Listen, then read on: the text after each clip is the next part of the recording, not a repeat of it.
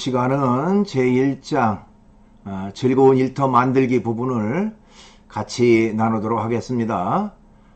서론 부분에서는 청년 실업률이 계속 증가하고 있다 하는 얘기가 나오는데요.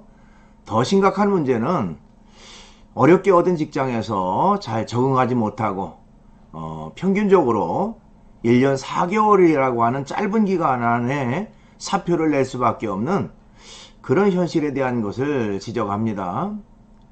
그리고 나아가서 근본적으로 노동이라고 하는 것은 무엇인가 하는 것과 또 여러 가지 노동관에 대해서도 살펴보도록 하겠습니다. 그리고 성경에서는 노동에 대해서 어떻게 말하고 있는지를 좀 알아보려고 합니다.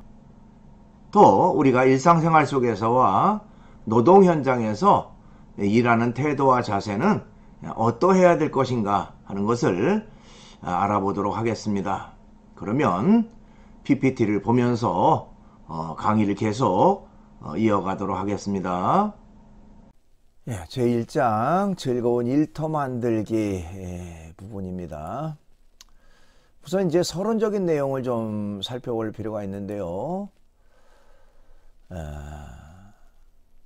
우리 교재에 보니까 2019년 7월 우리나라 15세에서 29세까지 이 청년 실업자가 작년 같은 기간에 비해서 26,000명 정도가 증가를 했답니다. 따라서 청년 실업률은 9.8%로 0.5% 상승했다. 1999년 7월 11.5% 이후에 20년 만에 최고치를 기록했다. 이렇게 발표하고 있습니다. 그런데 이제 더 큰 심각한 문제가 있습니다. 바로 이렇게 어렵게 만약에 일자리를 잡았는데도 불구하고요. 그 일터에서 직장에서 의외로 적응을 잘 하지 못하고요. 이 청년층들이 첫 직장에서 사표를 던지는 데는 평균 1년 4개월밖에 걸리지 않았다고 합니다. 그러니까 적응하지 못하고 물론 뭐 고민하다가 그 직장에서 그냥 떠나는 그런 사람들이 의외로 이렇게 많다는 것입니다. 그렇다면 과연 만족한 근로 여건이란 어떤 것인가? 또 과연 나에게 만족한 일터가 존재하기는 하는 걸까? 이런 질문을 던지지 않을 수밖에 없다는 것입니다.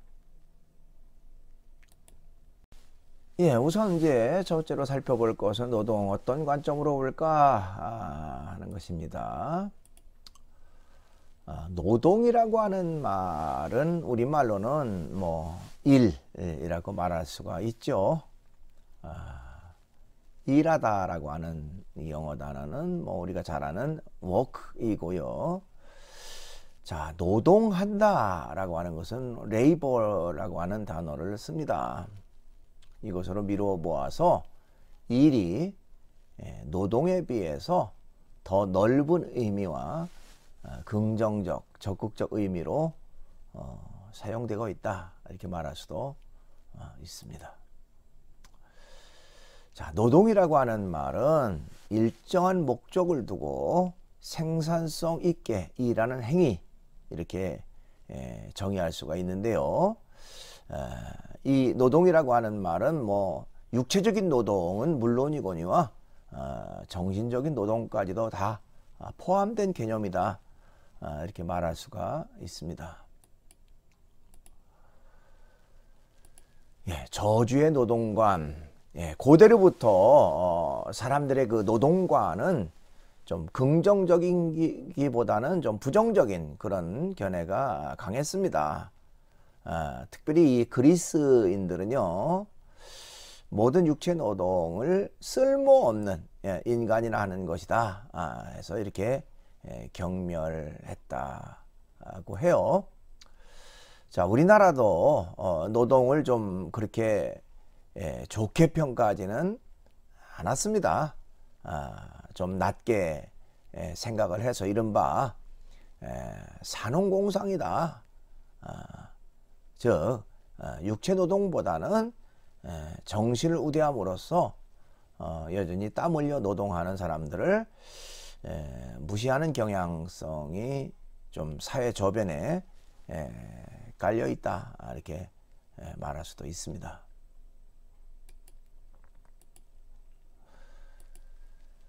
방편설의 노동관입니다. 방편설이라고 하는 것은 노동이란 그 자체로 어떤 가치가 있는 것이 아니라 다른 것을 위한 방편일 뿐이다, 이렇게 생각하는 것이 바로 방편설이라고 말할 수 있는데요. 이 방편설이라고 하는 것은 18세기 후반 영국의 산업혁명 이후에 공장공업을 통해서 대량 생산과 고도의 분업화된 산업으로 인해서 노동자들은 자신이 하는 노동의 의미를 찾기가 힘들어졌어요. 그래서 그 노동 자체보다는 노동을 통한 임금으로 삶의 의미와 보람을 찾으려고 하면서 생겨났다고 말할 수가 있습니다. 그러니까 노동은 힘들고 노동은 괴로운 것이다. 즐거운 것이 결코 아니다. 그러나 노동을 해야 내가 먹고 살고, 노동을 해야 가족들이 편안하게 지낼 수 있다. 그런 어떤 방편으로서의 노동을 말하고 있습니다. 그래서 노동이란 생존의 방편이라는 생각을 하게 됐다, 이렇게 말할 수가 있어요. 그럼 성경에는 이제 노동에 대해서 어떻게 말하고 있는가 하는 것입니다. 종교개혁자들은요, 일터라고 하는 것은 하나님께서 사람을 불러 일하도록 두신 곳이다, 이렇게 말했습니다. 그렇기 때문에 나의 일자리는 절대자, 전능자 하나님의 부르심에 따라 정해야 하고, 나의 일터에서 하나님의 뜻을 이루면서 살아가야 한다, 이렇게 말을 했습니다. 자, 일자리, 즉 직장이라고 하는 것은 생계 유지를 위한 일터에게 앞서서 전능자 하나님의 뜻을 구현하는 장소, 이렇게 라고 말할 수가 있습니다. 그러니까 내가 일한다라고 하는 것은 내게 맡겨진 일이다, 주어진 일이다, 내가 당연히 해야만 할 일이고, 그 일을 할 때에 비로소 나의 역할, 나의 사명을 다하는 것이다, 이렇게 말할 수가 있습니다. 자, 우리가 하나님의 교훈을 각자의 생활에서 어떻게 적용하고 살아갈 것인가 하는 것을 생각하면서 일해야 한다는 것입니다.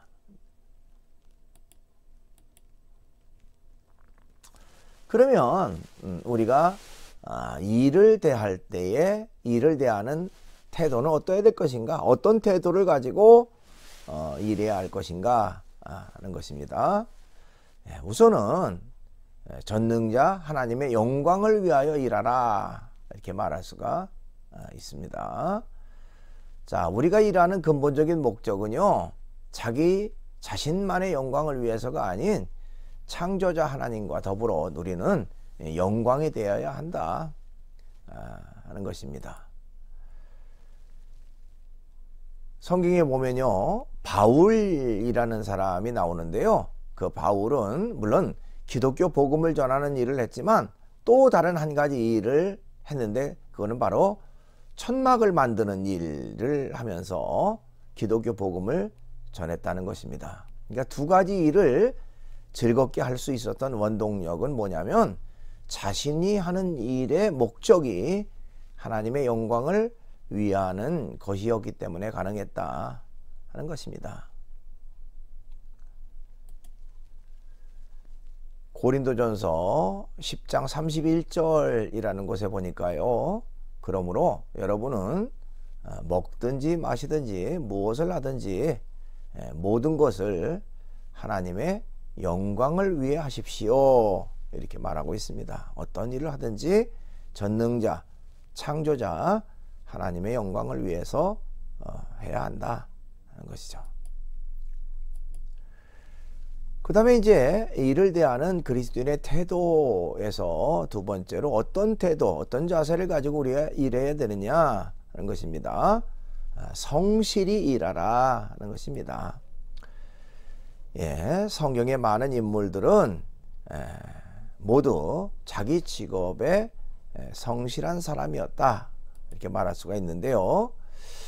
구약 성경에 나오는 이 모세나 다윗은 목동으로서의 그런 삶을 살았던 사람이고요.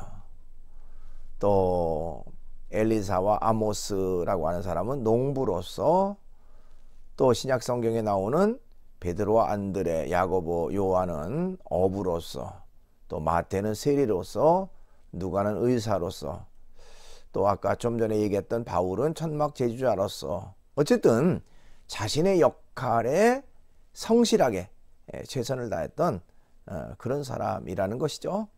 어떤 일을 하든지 자신의 일, 자신의 맡은 일, 주어진 일, 그 일을 최선을 다하고 성실하게 그 일을 감당하는 것은 당연한 일이고 참으로 바람직한 그런 일이라고 말할 수가 있습니다. 자, 이들의 성공 비결은 무슨 일을 맡든지 사람에게 대하듯 하지 않고 하나님을 대하듯 하였기 때문이다. 이렇게 말할 수가 있습니다. 그러니까 어떤 일을 하든지 전능자, 창조자 하나님 앞에서 지금 한다. 그렇다면 이제 소홀히 할 수가 없겠죠. 예, 성경에 골로새서라는 것이 있는데 골로새서 3장 23절에 보니까요. 무슨 일을 하든지 사람에게 하듯 하지 말고 주님께 하듯 성실하게 하십시오 하는 내용이 있습니다. 어떤 일을 하든지 성실하게 최선을 다하는 자세, 그것은 참으로 중요하다 이렇게 말할 수가 있습니다. 그 다음에 이제 일을 대하는 그리스도인의 태도에서 세 번째로는 노동으로 소명을 이루라 하는 것입니다. 소명이라고 하는 말 여러분 많이 들어봤죠. 소명, 콜링이라고 하는 말인데요. 원래 그 개념은요, 임금이 신하를 부르는 명령을 이제 소명이라고 합니다. 그래서 여러분 그 국어사전에서 찾아봐도 이제 그런 내용이 나오기도 하는데요. 자, 이 소명이라고 하는 말은 기독교에서 많이 쓰는 말이기도 한데, 기독교 개념으로는 사람이 하나님의 일을 하도록 하나님의 부르심을 받는 일을 소명이라고 말할 수가 있습니다.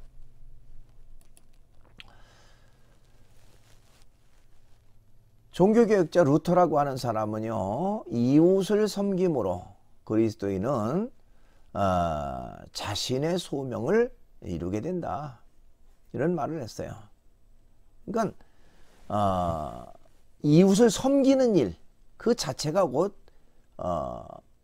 소명을 이루는 것이다 하는 것이죠.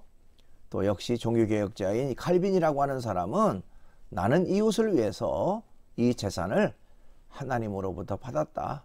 그러니까 자기의 재산 역시 이웃을 위해서 받은 것이고, 또 이웃에게 베풀고 나눠주는 것은 당연한 것이다 라고 생각을 했다는 것입니다. 그래서 어떻게 보면 이 소명의 자세를 가지고 노동을 하는 것이 중요하다. 내가 맡은 일, 맡겨진 일, 이것은 전능자가 나를 불러서 이 일을 맡겨주신 것이다. 그 때문에 내가 최선을 다해서 이 일을 해야 한다 하는 그런 태도, 그런 자세를 가져야 한다는 것입니다. 그 다음에 이제 큰 네 번째로 즐거운 일터를 만들어 가려면 하는 것입니다. 근래 청년들이 어렵게 잡은 첫 직장을 쉽게 그만두는 이유로 근로 여건에 대한 그 불만을 많이 말합니다. 아까 서두에 서론에서 1년 4개월 만에 평균적으로 직장을 그만뒀다. 이런 안타까운 통계가 있는데요. 자, 근로여건이라고 하는 것은 노동에 있어서 여러 가지 사정들, 즉 노동의 강도, 노동의 시간, 노동의 대가들을 말합니다. 물론 누구나 다 거기에 만족하고 일하는 사람 얼마나 되겠습니까? 불만족, 또 거기에 대한 불평, 불만 누구나 다 있죠. 자, 그렇지만은 이 직장을 그만두고자 하는 유혹이 생길 때가 어떻게 보면 도리어 위기를 기회로 바꿀 줄 아는 지혜가 필요한 시점이다 하는 것입니다. 불만족스럽다 그래서 그만두는 것이 능사가 아니고 부족한 부분들을 감수하고 또 아니면 좀 더 개선하고 조금 더 나은 방향으로 나아갈 수 있도록 같이 만들어가는 거, 그것이 중요하겠죠. 때로는 직장의 장에게 건의를 한다든지 좋은 아이디어를 만든다든지 직장을 좋게 만들 수 있는 여러 가지 방법들을 연구해서 같이 노력한다면 조금 더 나은, 조금 더 바람직한, 조금 더 보람된 그런 일터가 되지 않겠는가 하는 것입니다. 그러니까 어렵고 힘들다고 해서 그 일을 그만두는 것만이 결코 능사가 아니다 라고 하는 것을 우리가 생각해 봐야 합니다. 자, 일터라고 하는 것은요, 먹고 살기 위한 고역, 괴로움의 그 장이 아닙니다. 어떤 의미에선 사람을 만날 수 있는 만남의 장이고 또 자신의 능력을 발휘할 수 있는 성취의 장이고 또 창조자 하나님의 명령을 실현하게 되는 영광의 장이다, 이렇게 말할 수가 있습니다. 그런 면에서 거기에서 보람을 찾고 어려운 중에도 기쁨을 찾고 좀 만족을 찾고 긍정적으로 살아가는 그런 삶의 태도가 중요하다 하는 것입니다. 어떤 일이든지요, 고통스럽고 괴로워도요, 지나고 나면 그게 추억이 되고요, 오히려 그게 자신을 더 단단하게 만들고 강하게 만드는 하나의 원동력이 되어진 것을 깨닫게 됩니다. 그렇기 때문에 어렵고 힘든 일, 조금 불만족스러운 일이 있다고 해서 쉽게 그만두는, 쉽게 포기하는 그런 태도가 아니라 인내하고 조금 더 그 환경 속에서도 바람직한 그런 부분으로 나아가는 그런 어떤 삶의 자세가 필요하다, 이렇게 말할 수가 있습니다. 예, 여러분 교재의 그 24쪽에 보니까요, 어느 아르바이트 대학생의 이야기가 나옵니다. 여러분들에게 도움이 될 것 같아서 잠깐 소개를 합니다. 땡땡땡에서 알바가 끝났다. 땡땡땡 알바를 검색해 보면 다들 힘들다고 그 일을 하지 말라고 말한다. 실제로 매우 힘들다. 매장은 작은데 손님이 끊이질 않는다. 밥을 비벼야 하는데 밥이 너무 뜨겁다. 김치를 볶아야 하는데 일일이 손으로 짜야 한다. 1인 다역을 감당해야 한다. 그중 제일 어려웠던 것은 뜨거운 밥을 2겹의 면장갑과 비닐장갑으로 비벼야 한다는 것이었다. 처음엔 밥 하나 비비는데 1시간 걸린 것 같다.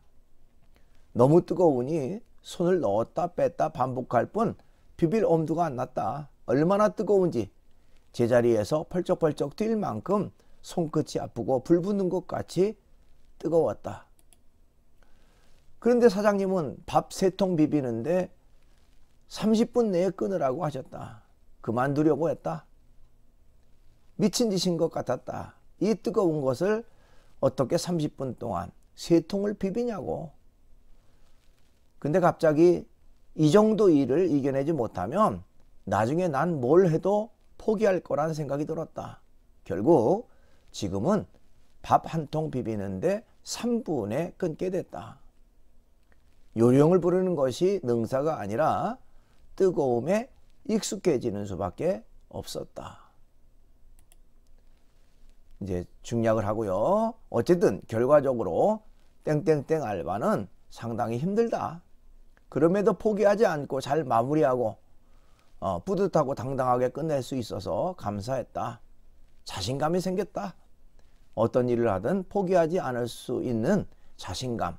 아무리 힘들어 봐야 밥속에 손 넣은 손의 뜨거움보다 힘이 들까 싶다.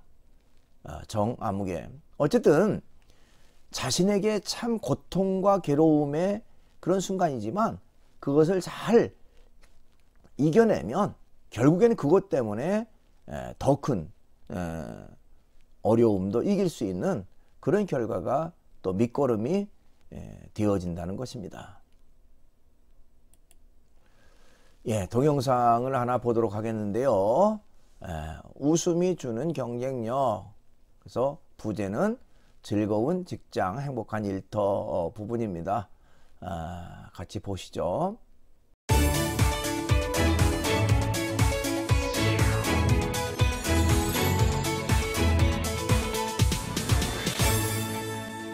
네, 안녕하세요. 반갑습니다. 한광일입니다.